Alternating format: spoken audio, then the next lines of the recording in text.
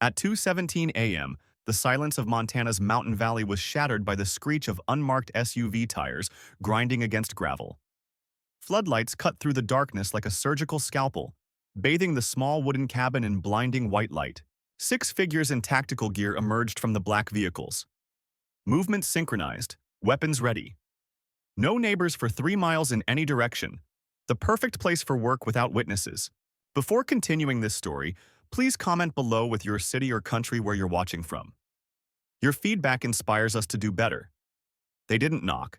They didn't announce their presence. They simply moved like hungry wolves in the night. Heavy boots thudded against the wooden porch, the freezing air turning their breath to vapor. Inside, Victoria Kane didn't even flinch. Her eyes opened precisely when the motion sensors triggered. Her body was already moving with precision, honed by years of training the world would never know about. No panic, no confusion, just instinct. She moved silently through the small cabin she'd built with her own hands. Bare feet made no sound on the wooden floor. The scent of pine mixed with adrenaline as she dropped to her knees beside the reinforced safe next to the fireplace. The biometric scanner flashed green. Inside, she didn't reach for a weapon. Instead, she pressed a small, inconspicuous button. Not for the police, but for something more ancient, deeper, and most importantly, more effective. Guardian Protocol. From the shadows behind the main door emerged two figures, low to the ground, powerful, and absolutely silent. Thor and Odin, a Belgian Malinois and a German Shepherd. War dogs with eyes barely glowing in night vision devices. Trained operatives, veterans of more than a dozen classified missions, each capable of neutralizing an armed person in less than 4 seconds. They wore black Kevlar vests with barely visible insignia. Federal, military, but indecipherable. Positions, Victoria whispered, no louder than the wind outside the window, but they heard. Odin slipped into the hallway, covering the rear entrance. Thor took position by the front door, at an angle for a silent strike. Victoria pulled on a hoodie, tucked the encrypted drive behind her belt, and stared at the door they were about to kick in. These men thought they'd come for a simple capture. A former CIA operative, completely alone. Outside, one of them muttered into his radio, "We'll be inside in 2 minutes. Make it look like a robbery." Another voice responded, "Burn the files, leave no traces." That was the final confirmation Victoria needed. Liquidation. But not today. Not on her watch, not in her home. When the battering ram hit the door, Victoria took one breath. Just one. Then her eyes became cold, focused, controlled, and she whispered one word to Thor. Attack. Victoria didn't move until the first boot kicked in the front door.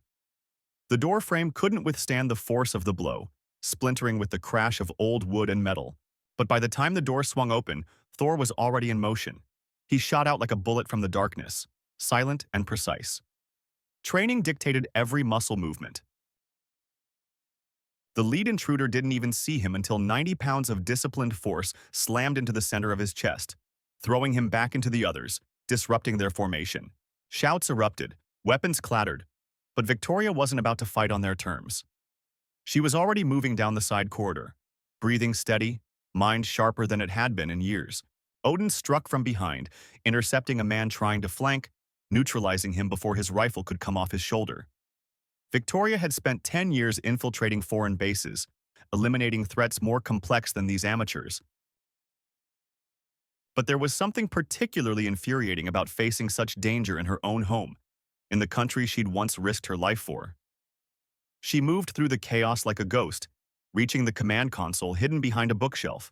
One flip of a switch sent a signal to an encrypted satellite relay. A legacy from her field days, alerting a dormant network of former operatives scattered across 3 states.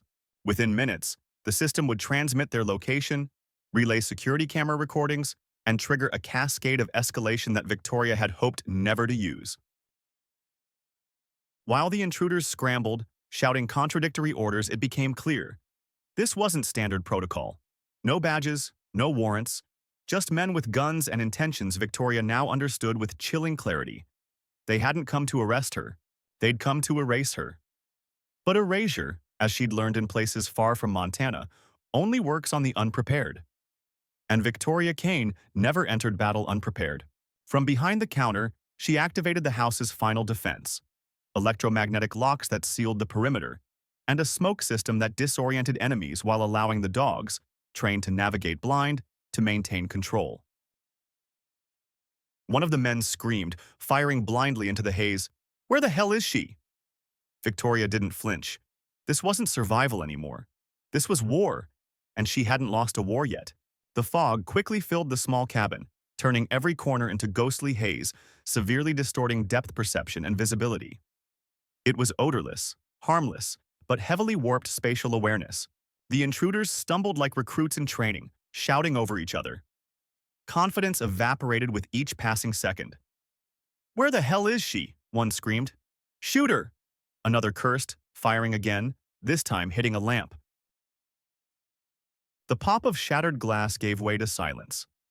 Victoria crouched behind the kitchen island, counting footsteps, measuring breathing.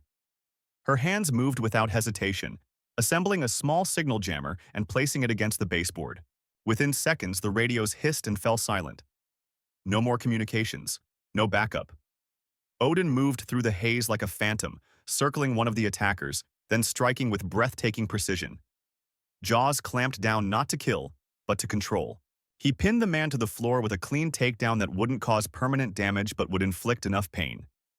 Then Victoria stood, finally revealing herself through the fog. Her silhouette calm and commanding. "You came here thinking I was alone," she said, in a voice like steel coated with ice. "You should have done better research." The men froze, unable to determine her location in the haze. One, breathing heavily, tried to advance. Victoria activated a sonic pulse, another layer of the defensive grid. The low-frequency pulse disoriented the attackers just enough for Thor to appear again and drive two of them into the corridor. Bared teeth, but under complete control. In the midst of the chaos, Victoria pulled out a burner phone and typed a simple phrase, "Echo 9 protocol active." Soon, pings began lighting up across a private encrypted network in 3 counties. Operatives, intelligence analysts, specialists. Working off the grid, men and women who owed Victoria their lives from another time, another battlefield. The response was immediate. En route. Hold position. The cabin walls, once simply wood and insulation, had become the outer shell of a fortress, because Victoria had never believed in true retirement.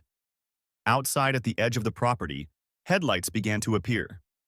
Not police, and not reinforcements for the intruders. Trucks she recognized. Old, reliable ones belonging to people who'd fought alongside her in places whose names the world would never know. With their arrival, the balance of power shifted. The men in the house began to realize too late. They'd walked into something much larger than they'd planned. This wasn't a liquidation. This was a rescue operation that had already begun. Outside, tires screeched against gravel as a convoy of 4 vehicles stopped at the tree line. No sirens, no fanfare, just quiet, efficient arrival. Men and women emerged from the cars, dressed in civilian clothes but their bearing betraying their past. Straight backs, scanning eyes, purposeful movement. Not random passers-by, veterans. They needed no orders. They'd already reviewed the signal, gotten satellite imagery, and memorized the property layout on the way over. They split into teams. 2 circled the house from the left, securing the perimeter. 1 went around back, intercepting potential escape routes. The last 2 approached the front porch in silence. Weapons holstered but ready. Inside the cabin, the fog began to dissipate, revealing the full picture of chaos. Thor stood over one of the downed intruders, body tense and ready for further commands. Odin remained at his post by the rear exit, eyes fixed on 2 men who dropped their weapons and pressed against the wall, hands raised, adrenaline giving way to fear. Victoria approached, hood down, face fully visible under the overhead light. Nothing like the profile the attackers had studied. No panic, no disorder, only control, authority. "You're finished," she said simply, walking past the injured man on the floor as if he weren't there. The 2 standing exchanged glances, then looked toward the approaching footsteps outside. Backup had arrived, but not for them. "We were just doing a job," one mumbled. Victoria stopped, turned, and looked him directly in the eyes. "Then you should have asked who signs the checks. Because whoever sent you is going to need either a lawyer or a priest."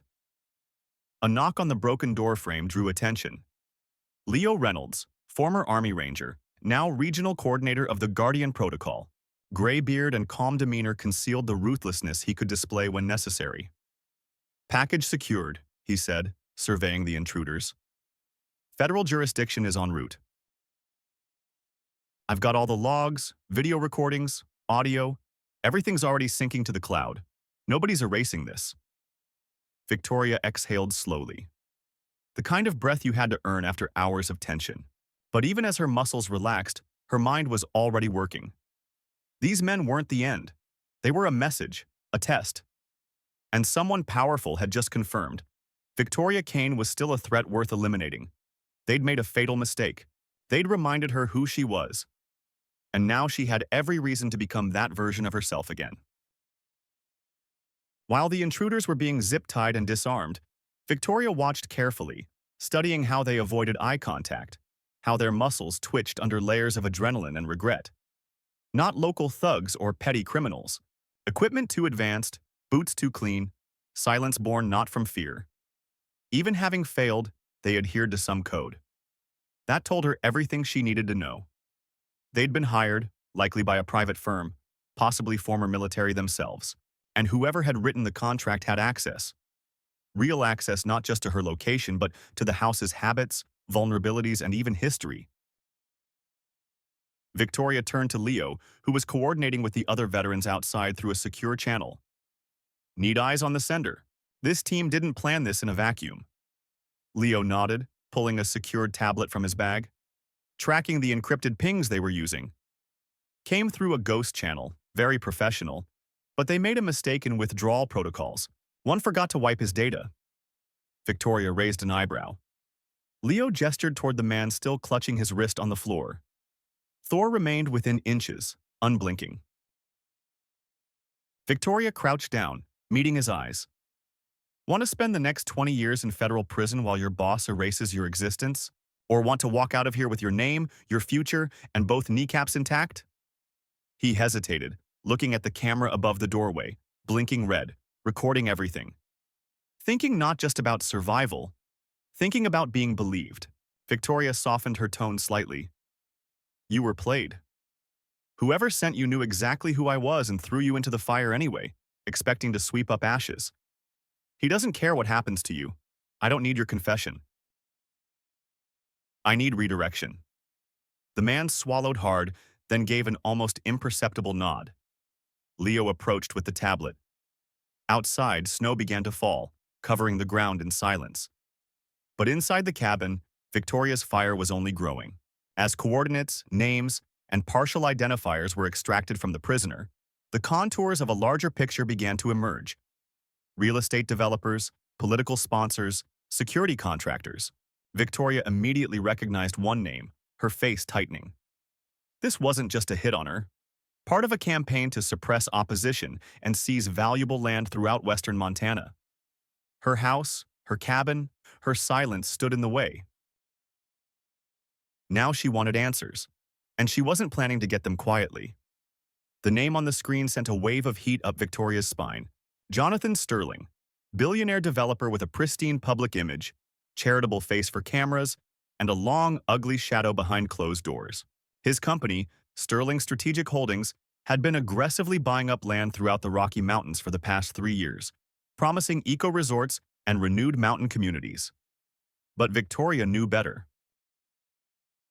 She'd seen classified reports buried in Washington archives, rumors of intimidation, false assessments, forced sales.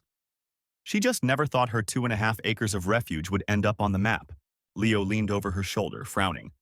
He's connected to half the state legislature, donates to both sides, and makes them compete for who can praise him louder. Victoria stared at the blinking cursor where Sterling's name was linked to half a dozen shell companies, one of which had sent payment to the mercenaries lying on her floor. "He wants the ridge," she said flatly. "My land adjoins the proposed access route. If I don't sell, the entire development hits a wall. And if you disappear, Leo added grimly, ownership goes into county custody pending investigation. And the county, as it turns out, is run by Sterling's former college roommate. Victoria stood, paced through the cabin.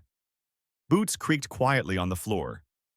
The pieces fell into place like a tactical operation. Only this time she wasn't the one planning. She was the target. But that window had closed. We make this public, she said, stopping in front of the mounted security server. Release the video, names, files, everything. Not just about tonight, but about Sterling's entire operation. Force it into the light. That makes you 10 times more of a target, Leo warned. Victoria smiled faintly, coldly. Then it's time they see me coming. She took the encrypted drive, plugged it into the terminal, and began uploading recordings. Every second of the attack, every sound, every GPS ping. She composed a statement in clear, measured words. Timeline, testimony, warnings. Within minutes, the package uploaded to 3 cloud storages, scheduled for automatic distribution to major news agencies, federal oversight bodies, and veterans' rights organizations if Victoria didn't check in every 6 hours. An old trick from her field days. A dead man's switch. Except this time she didn't plan on dying. Not when the world needed to see what real power looked like and what happened when someone decided to stand in its way. By dawn, the cabin had transformed from battlefield to command center. The intruders had been turned over to federal agents who'd arrived on Leo's secured signal. Snow outside reflected the blue and red lights of unmarked black SUVs parked alongside the veterans' trucks. The air carried the soft hum of generators powering mobile forensics labs. Quiet voices exchanged encrypted information. Thor and Odin's low growls still patrolled the edges of the property. Victoria stood at the kitchen table, sipping coffee from a dented metal mug she'd carried since Jordan. Her eyes weren't tired, focused, full of intention. Across from her, Agent Miller, an experienced federal investigator with a face that never looked surprised, reviewed recordings from the cabin's internal surveillance cameras. "This is the cleanest evidence trail I've seen in 5 years," he said. "Your system's better than most agency protocols." "Because I designed it to catch people who think they're untouchable," she replied. Miller nodded slowly, then pushed over a folder. Inside were satellite images, financial trails, and internal memos connected to Sterling's holding companies. "We've been watching for months, waiting for him to make a mistake. This might be the break we needed." Victoria reviewed the documents without comment, absorbing every line like coordinates on a battlefield. "This isn't a mistake. He thought no one would believe me. Didn't expect me to survive the night. Definitely didn't expect backup. We want to take you in as a protected witness," Miller said. "Get you out of here, give you time to prepare sworn testimony." Victoria shook her head. "I'm not hiding. He tried to erase me. I'll make sure the whole world sees what he did, and I want to see his face when it happens." Outside, sunlight broke through clouds, casting long shadows on the snow-covered ground. But for the first time in days, Victoria didn't feel the cold. She felt fire, purpose. This wasn't about saving land anymore. It was about drawing a line and challenging the powerful. And this time, she wouldn't stand alone. The next 48 hours passed with the precision of a military operation. Victoria made sure of that. By midday the following day, video recordings from the cabin quietly began circulating among independent journalists, veterans media, and trusted lawyers. First avoiding mainstream networks, she knew how easily stories could be distorted, buried, or repackaged. Instead, she chose voices with smaller reach but greater honesty, ones who understood what it meant to fight for truth while standing alone. Within 6 hours of release, hashtags with her name began trending on social platforms. Within 12 hours, the video had been downloaded over 2 million times. The internet didn't need frequency, it needed evidence. From time-stamped recordings showing mercenaries breaking in without warrants, to audio of confessed orders, to captured screen recordings of Sterling's payment trails. Still, she knew publicity alone wasn't enough. Corruption doesn't crumble under attention. It adapts, changes, rewrites history. So she didn't stop at evidence. With Leo's help and federal agents now on her side, She compiled a timeline not just of her own persecution, but of others like her. Farmers, retirees, veterans, mostly alone, mostly quiet, mostly pushed to the margins of towns whose land had suddenly regained value. She contacted former Marine-turned-lawyer Sarah Chen, who'd spent the past 5 years investigating eminent domain abuse and preemptive rights fraud. Sarah had scars and reasons for taking on powerful developers. Seeing Victoria's files, she didn't hesitate. "You're not alone. Sterling's used the same tactics in at least 5 counties. We're preparing a class action. With your recordings, you become the face." Victoria didn't smile at the offer. She understood the weight of the title. Being the face meant accepting hatred, criticism, attacks, but also shining light into places that had stayed dark too long. She simply nodded. "Let's start a war." Meanwhile, local officials scrambled. Pitkin County Sheriff issued a public statement claiming ignorance. County commissioners distanced themselves from Sterling, citing newly discovered concerns. Sterling's PR team released a dry statement about respecting private property rights, quietly removing promotional materials where Victoria's land had once been marked as underdevelopment. But nothing could slow her down now. Victoria was already organizing community meetings. Small at first, in veterans' halls and backyards, then growing. People who'd been silent for years began stepping forward. A widow, whose land was suddenly confiscated. A teacher who found foreclosure notices despite never missing payments. A single mother pressured to sell inherited property after mysterious zoning reclassifications. Victoria didn't just listen to the stories. She documented, verified, connected threads. And so what began as one woman defending her home became something much more powerful. By week's end, Victoria's name had stopped being a headline in niche news circles. Not because she sought fame, but because truth had its own momentum, and the story had struck a nerve across the country. Former military began sharing recordings, adding their own stories of persecution and systematic neglect. Lawyers, activists, and even state senators began reaching out, offering support, platforms. But Victoria stayed grounded. She wasn't interested in the noise. Saturday morning found her standing before a crowd of nearly 200 people gathered in a repurposed gymnasium on the outskirts of Glenwood Springs. The walls still held faded murals of local athletes and team mascots, but now the room hummed with something different. Up front, flanked by Leo and Sarah, Victoria approached the microphone. No makeup, no suit, just a worn green field jacket and jeans. Voice steady but with steely determination. "Most of us were taught, if we work hard, follow the rules, and serve our country, we'll be protected," she began. "But what happens when the people making the rules decide you're in the way? What happens when they use the law as a weapon instead of a shield?" She paused, scanning the room. Heads nodded, eyes gleamed. "They came for me because I was alone, because I kept to myself, because I didn't make noise. But they didn't calculate how quickly a quiet woman can become very loud when she's cornered." The voice carried not bombast but rawness, welling up from depths of collective exhaustion and long-suppressed anger. Victoria continued. "They tried to erase me not just from my home, but from history, from records.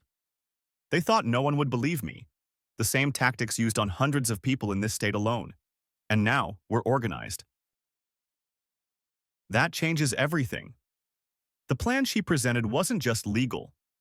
Guardian Protocol was becoming an official nonprofit called Guardian Watch, a veterans network helping train communities, document abuse, resist coercion, and obtain legal counsel.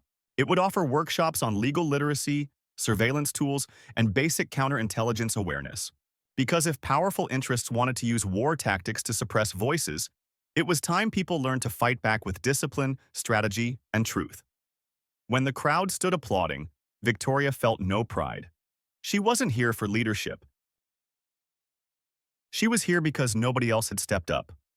Now that she had, she wasn't backing down. Later that evening, back at the cabin now fortified with upgraded security systems and solar power donated by a group of veterans, Victoria sat on the porch beside Thor and Odin. Snow began falling again, but the cold didn't bother her. She'd known worse climates. The mountains were quiet again, but this time it wasn't isolation. It was earned peace. A message came from Sarah. Sterling under federal investigation. Assets frozen. Another from Leo. More landowners coming forward. You started something. Victoria read the messages, set down her phone, and looked toward the tree line. Her hand gently rested on Odin's head. This was only the beginning. The next morning, pale sunlight filtered through the pines when Victoria woke to Thor's low, steady growl right outside the bedroom door. Not barking, not panic. A warning, a signal. She slipped from bed, already fully alert, reached for the compact pistol mounted by the window frame. With quiet steps, she crossed the cabin and slowly opened the front door. A black sedan sat at the edge of the driveway. Two men in dark suits stood calmly beside it. The taller, older one with sharp features stepped forward just enough to be heard. Ms. Kane, my name is Deputy Director Miller, Department of Homeland Security. We'd like to speak, if you don't mind. Victoria kept one hand at her side, the other restraining Odin with a gentle gesture. Not your jurisdiction? We know, but given your background and the nature of the protocol, we'd prefer to coordinate, rather than interfere. That got her attention. Not a threat. Something like recognition. Continue, she said cautiously. Miller slowly, deliberately reached into his coat and extracted a sealed folder. He placed it on the sedan's hood, stepped back, and waited. Victoria approached, opened it, and reviewed the contents. Satellite images, case files, names she recognized from missions long declassified. Or so she'd thought. Sterling wasn't just targeting land, Miller said quietly. He was using former military intelligence operatives to surveil veterans in 4 states.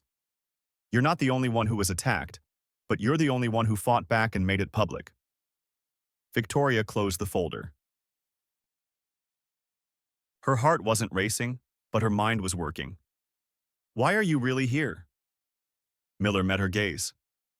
Because we're watching the same storm brew. You proved you don't run from it. We want to know if you're interested in helping contain it before it spreads further.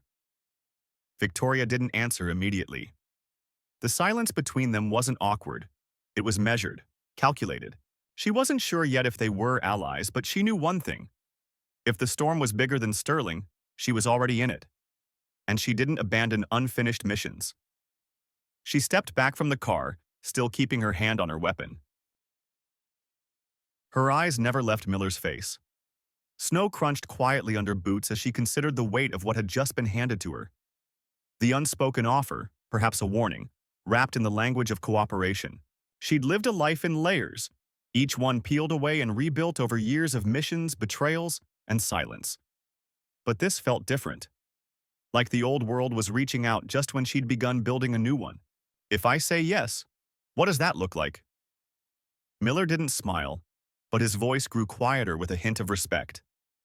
It means access to intelligence we can't act on directly. You'd stay off official records, work through Guardian Watch, help identify patterns, coordinate with whistleblowers, and gather evidence before situations escalate. Victoria narrowed her eyes. And what happens when the people you're watching wear the same suits you do? Miller hesitated for the first time. Then we make sure to watch them twice as carefully. An unsatisfactory answer, but an honest one.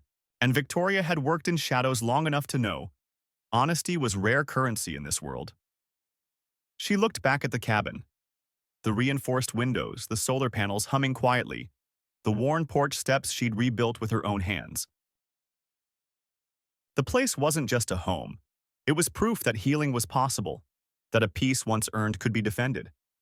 But peace, she realized, never meant passivity. Thor brushed against her leg, sensing the shift in her thoughts. Odin waited at the tree line, alert. Victoria took a breath, looked back at Miller. I'll consider it.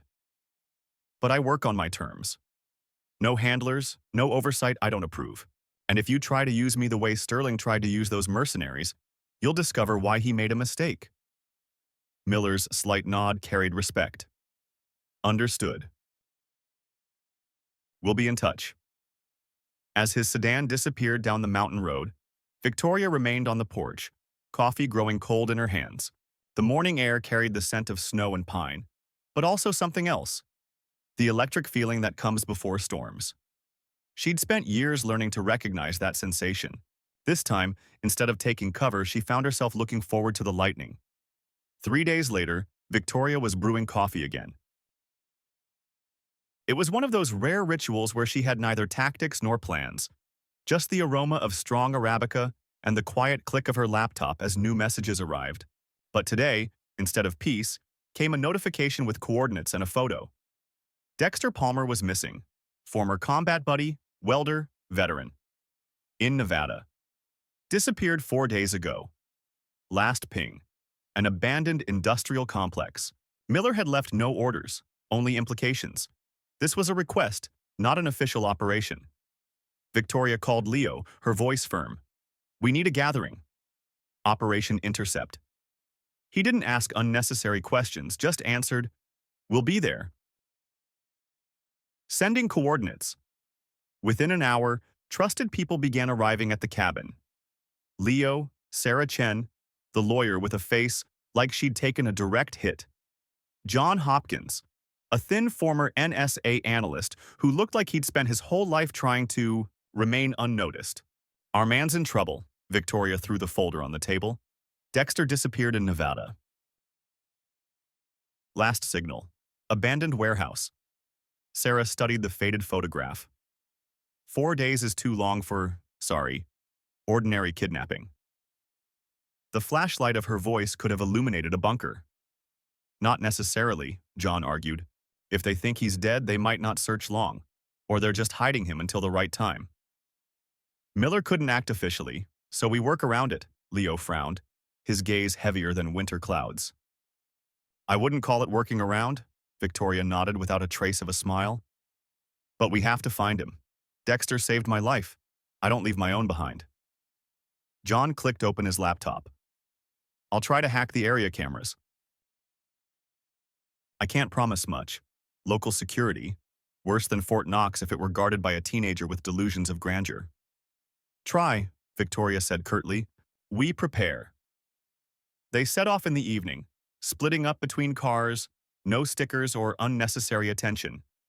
On the road to Nevada, sparse dialogue, more silence. Everyone had their own ghosts in their heads. Outside the city, only engine noise and the burned hangar glittering on the horizon.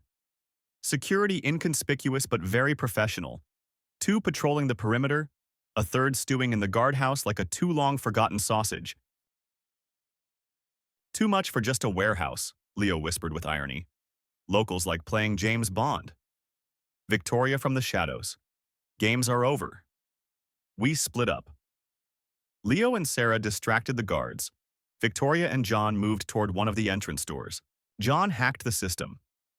Even my grandmother left harder passwords, he joked, but nervous gleam in his eyes. Inside, too quiet. Fresh tracks, someone recent, dozens of empty boxes, boots leading to a corridor into an underground bunker. Victoria found a control panel, entered John's code.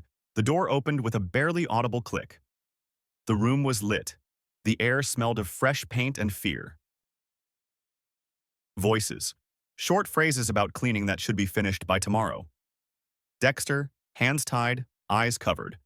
2 guards holding him, a 3rd at the door. Victoria whispered, Plan B. She and John burst into the room. Quick and brutal fight. Advantage on their side, because at their age the rule, hit face, then think, no longer applied. Analysis first, then action. Guards tied up, mouths stuffed with someone else's sock under a glove. Dexter conscious but voice barely audible. Victoria? You came.